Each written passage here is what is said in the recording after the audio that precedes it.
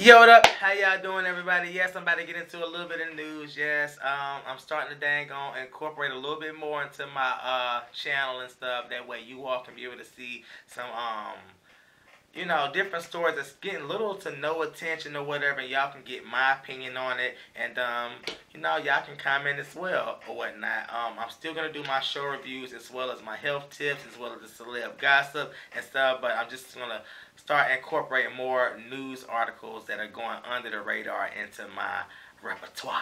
Okay, alright, so boom, let's get up into it. This story right here comes up out of Brockton, Massachusetts. Now, this is an actually interesting story. This is a story between two men, okay? And one was DL, one was out. And so, what makes the real plot twist of this is that one of these guys was the corrections officer, which is the guy who was on the DL, and the one that was out was the parolee, or not corrections officer, parole officer, and you got the parolee or whatnot. So, they got into this relationship and everything, and Kian Willis, who was 21 years old, he decides that he, wants to take this man's life because he was scared that his sexuality was going to get out to the public, and it just sucks because, Patrick, he lost his life over this situation, over a man that really could not control his emotions, that could not, express himself outwardly, and he is probably one of those men that has kind of fell victim to the whole toxic masculinity thing that's out here, where, pretty much men are supposed to, act and, walk and talk and, carry themselves in a certain way. So he was probably, one of them he probably grew up in one of those households like I did, where you was not allowed to really, express your emotion or anything like that. Much like most black men, you start crying, it's like, draw it up, you know what I'm saying? Suck it up. You ain't supposed to, they ain't gonna be crying, or you looked at as being soft or whatever, you supposed to, they ain't gonna stand your ground. You supposed to take care of the damn family. You supposed to be with a woman and stuff. So this is all the, things that you're supposed to be, taught to build the patriarchy and stuff. And so, we label it as toxic masculinity because it really pretty much keeps men from being able to express themselves emotionally, and they're really apathetic and emotionalist whenever they get into relationships, and they look at themselves as only one role, which is they ain't gonna be the provider and the support. Well, in most situations, some motherfuckers are just deadbeats, and they ain't gonna do right to save their motherfucking life. But in most situations, guys is taught to be the support system and, to be the provider in the family, and they forget the whole emotion and stuff. And that's what a lot of women are missing in their relationships. And, a lot of men too as well, in LGBT relationships as well. So, it kind of sucks that, it ended like this, but that's just kind of what happens when you have these situations. Kian, he's 21, he's a parole officer, so it looks like his life was on the right track and everything,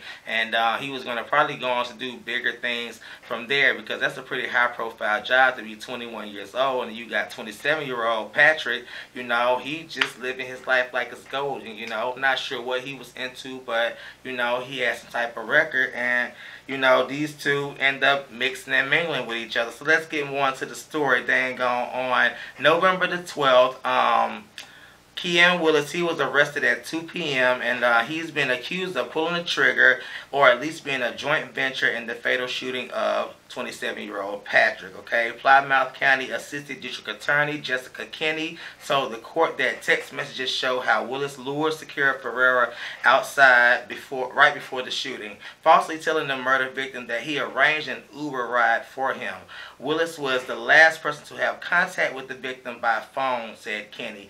Then there were 3 gunshots recorded by the city shot spotter system, which is the system they got, to pretty much catch victims and stuff, or crime that's going on in the city and stuff, and that's kind of what they saying going on here. The dude set him up. He like, I got you an Uber, come on, meet me here at the spot, whatever they do. And it's just like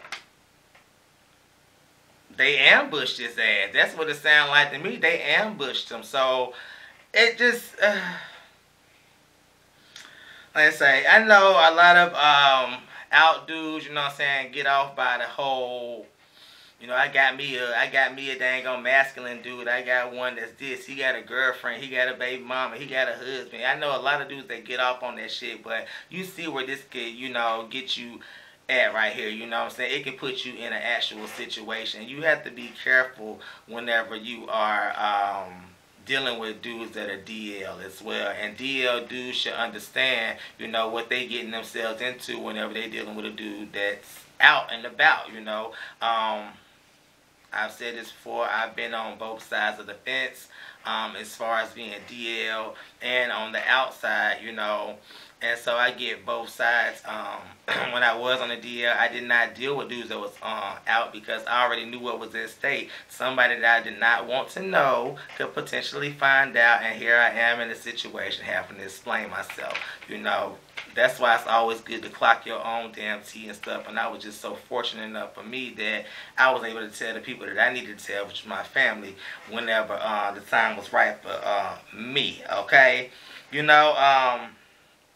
so, that's just something you got to protect yourself because you're putting yourself at risk, because these dudes are not allowed to express themselves and to live themselves outwardly, and they worried about their reputation and image and stuff. And so at that point, you exposed to all kind of potential abuse or potentially ending up dead in this, like this guy in this particular situation. And it's just sad for him and the family.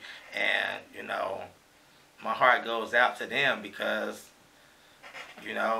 I'm pretty sure he was loved, and his family was sitting right there in tears from what I seen from the pictures. Because okay, so let's move on, keep going. Dang on, Willis was later interviewed by the police. He expressed concerns about people finding out about the nature of his sexual relationship with Sequeira-Ferreira. Kenny said. On top of that, the prosecutor said Willis was worried that he could lose his job working with the Office of Community Corrections, a subset of the State Probation Department. That's where Willis originally met the murder victim, who was a client of the agency. Okay, so he was breaking all kind of codes and stuff. So he was trying to protect his bag and all that. But we don't know where these two met. They could have met on an app. They could have met on a website or something like that. I'm not sure, you know what I'm saying, but we're going to keep on reading right here. But that's where Willis, like I say, dude, when you find out that was not allowed to express yourself and remove yourself from that and just change your number. That's where Willis, that being that, okay. Bones, that's not allowed to express yourself. They struck up a friendship. That's where Willis policies and rules of the OCC, said Kenny, as not allowed to express himself from view, standing behind a partition on the side of the courtroom. That's where Willis also told the police that he had sexual relations with the victim previous to that. It appears that no one in the defendant's family had been aware that he was homosexual or bisexual. Okay. Then it says that's where Willis, he was, like I say, concerned that not allowed to express Patrick was gonna tell his teas to every damn body, which sucks, That's where dude, you shouldn't be, doing what you do. What's done in dirt could potentially come to light, and you need to know that whenever you're doing these things, and just make better choices with who you sleep with, okay? But it looks like you're gonna be sleeping with Big Bubba ass up in the jail cell, so you might as well go ahead and get ready, because you're gonna get what you really been craving all along, which is man. Okay. Boom. Judge Julie Bernard ordered Willis to be held without bail. Willis, who pleaded not guilty, is now due back in court on January the 2nd for probable cause. Okay, hearing. Willis was represented by the Boston-based defense attorney Christopher Belizos, who granted request to defer his argument for bail to preserve notes made during the court of his murder investigation. During the arrangement, family members of Sequeira-Ferreira consoled each other and looked quietly on. They walked together, and his mother wore a button with his picture on it, with Patrick's picture on it, and declined to comment about anything. 27-year-old rushed by ambulance to Good Samaritan Medical Center in Brockton, then flown by medical helicopter to Boston Medical Center, where he died shortly before midnight. Okay, Kenny said surveillance video shows Sequeira-Ferreira being followed by another man, and there's no footage of shots being fired. Other surveillance footage then shows a suspect running down Keith Avenue towards Warren Avenue in the direction of where Willis was picked up by another friend immediately after the shooting, based on his phone records, according to Kenny. Okay, so he had his homies all involved and stuff, the homies, they probably get down too or whatever. And that's probably the reason why, he probably let them know, like, look, this dude trying to dang on hit me up, whatever, and they plotted up against Patrick. And I think that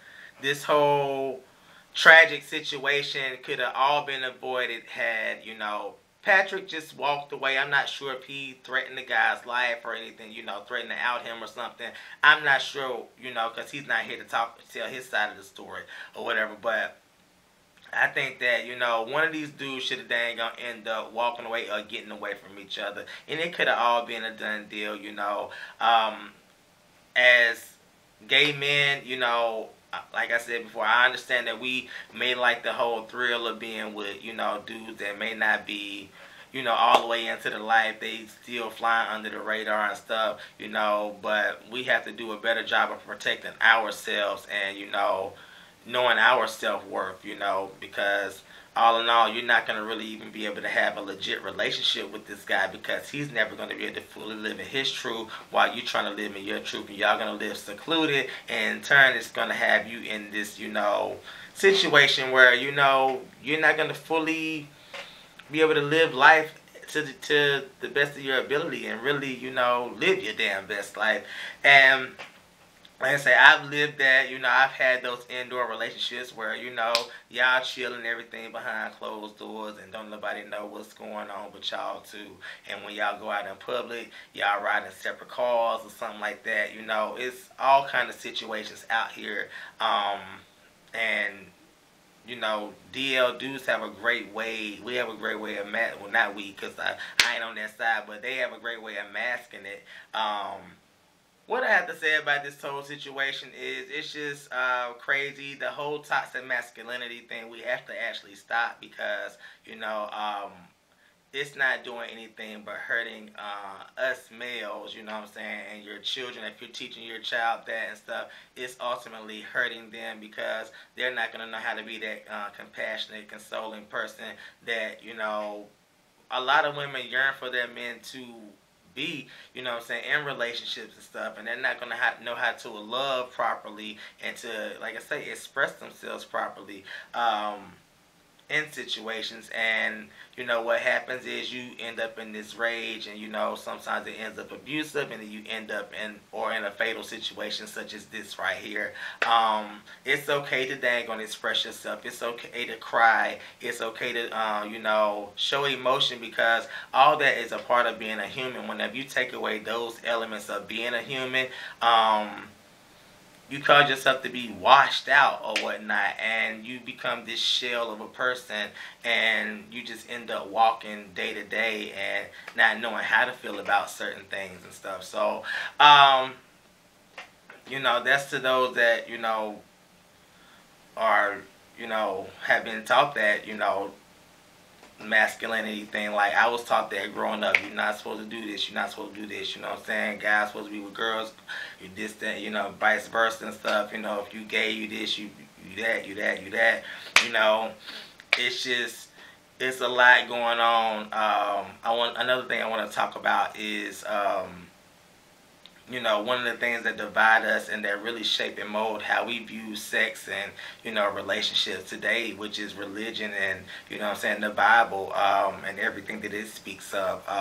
I think that, outside of racism and things, religion is one of the biggest factors on sexuality, and what it means to express yourself sexually and things like that. It puts all kind of limitations and boundaries and stuff and stipulations on, what it is to be a man, what it is to be a wife and everything, and what it is to have sex, and it just really, it's just a really deep thing here with this whole particular topic of Kian and Patrick, because we see this all too often. The DL guy is not trying to be outed, so what does he do? He, spares no expense at taking another man's life, all to protect himself. And